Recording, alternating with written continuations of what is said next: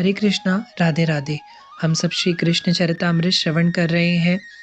आज का प्रसंग है वृंदावन में दाऊ भैया। उत्तर श्री कृष्ण चरितामृत भाग 39। दाऊ भैया आ गए, दाऊ भैया आ गए। वह रथ क्या आया वृंदावन में, पूरा वन ही उठा था। वृंदा देवी आनंदित हो उठी थी। कन्हैया ना सही, उनके अग्रज तो आए हैं। गिरिराज पर्वत में फिर से हरियाली छा गई थी। यमुना का जल निर्मल और प्रवाह चल पड़ा था। मोर नृत्य कर उठे थे। कोयल पपिया इन सबका कलरव शुरू हो गया था। पर एक प्रश्न सबका था, दाऊ कन्हैया नहीं आया? यह प्रश्न वृक्ष लता पक्षी पर्वत यमुना सबका था। दाऊ इसका क्या उत्तर देते? वह बस चुप ही रहे। दाऊ आ गया। वह बूढ़ी यशोदा मैया उठकर खड़ी हो गई। अरे जा ना, अपने बाबा को बुलाकर ला और कहना दाऊ आ गया है द्वारिका से। मैया यशोदा ने एक ग्वाले को भेज दिया था। वह ग्वाला बाबा को बुलाता, बाद में पहले उछलता चिल्लाता हुआ चला पूरे वृंदावन में, दाऊ भैया आ गए हैं। सखाओं को मानो नवजीवन मिल गया। आज कई वर्षों के बाद इन सबके जीवन में नई ऊर्जा का संचार हुआ था।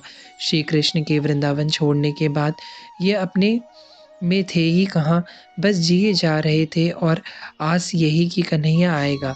आज कन्हैया ना सही पर दाऊ भैया तो अपने हैं। गोपियों ने सुना, वह सब भी दौड़ी थी, दाऊ से मिलना है। नंद बाबा ने सुना तो वह भी गौशाला से दौड़े अपने भवन की ओर। भीड़ लग गई थी नंद भवन में। ऐसी भीड़ कन्हैया के जाने के बाद उद्धव के आगमन पर लगी थी। पर उद्धव के गए हुए भी तो वर्षों हो गए, पर आज सब आनंदित हैं।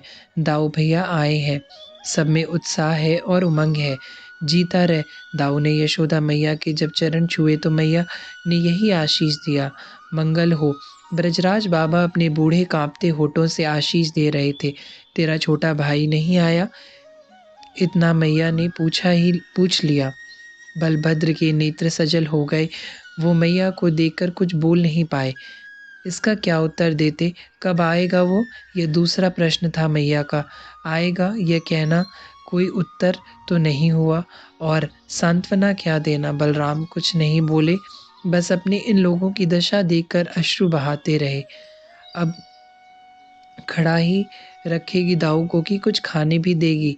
नंद बाबा ने यशोदा जी को जब कहा तब इस वात्सल्य मूर्ति को कुछ ख्याल आया था। हाँ हाँ, मैं तो भूल ही गई कि मैं भी पागल सी हो गई हूँ, कुछ समझ नहीं आता। रोटी माखन अपने हाथों से बनाकर खिलाती है मैया, मेरे हाथों से खाना। तू तो अभी भी मेरे लिए बालक ही है। यह कहते हुए मैया के नेत्रों से अश्रुधार बह चले थे। वह सिसक रही थी अपने लाला को याद करके। फिर अपने को संभाला मैया ने और रोटी माखन दाऊ को खिलाने लगी। क्या खाते हो द्वारिका में तुम लोग? वहाँ तो माखन मिलता नहीं होगा। हाँ, 56 भोग, पर मेरे लाला को तो माखन ही प्रिय है ना। मुझे भी माखन प्रिय है मैया, पर वहाँ कहाँ माखन? दाऊ बोले थे।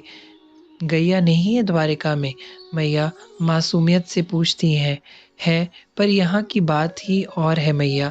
यह कहते हुए गदगद हो उठते हैं दाऊ भी। कुछ देर तक कोई कुछ नहीं बोलता। नंद बाबा भी बस दाऊ को देखते रहते हैं, कभी मुस्कुरा जाते, कभी गंभीर हो जाते। तुझे हमारी याद आती है? बहुत याद आती है मैया, बहुत याद आती है। लाला को भी आती है हमारी याद? मैया के प्रश्न खत्म होंगे। वह तो माखन ही नहीं खाता। क्यों? क्योंकि माखन देखते ही उसे तेरी याद आती है। दाऊ के मुख से यह सुनते ही मैया यशोदा रो पड़ी। तो उसे कहना एक बार तो यहाँ आ जाए। उसे कहना कि उसकी मैया अब बूढ़ी हो गई है, बस एक बार अपनी सूरत दिखा दे, फिर मैं मर जाऊंगी। उसे एक बार देखने के लिए मैं जीवित हूँ दाऊ।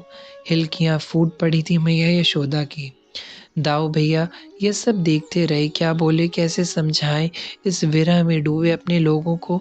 दाऊ की कुछ समझ में नहीं आता। रात ऐसे ही बीत जाती है। अरे तू इतनी जल्दी जाग गया? मैया दधि मंथन करने बैठी है, वर्षों के बाद बैठी है। अब पहले की तरह नहीं है मैया, इससे अच्छे से उठा नहीं जाता ना बैठा जाता। पर आज ठीक है, दाऊ को मैं स्वयं माखन निकाल के खिलाऊंगी। यह कहकर दधि मंथन कर रही हैं।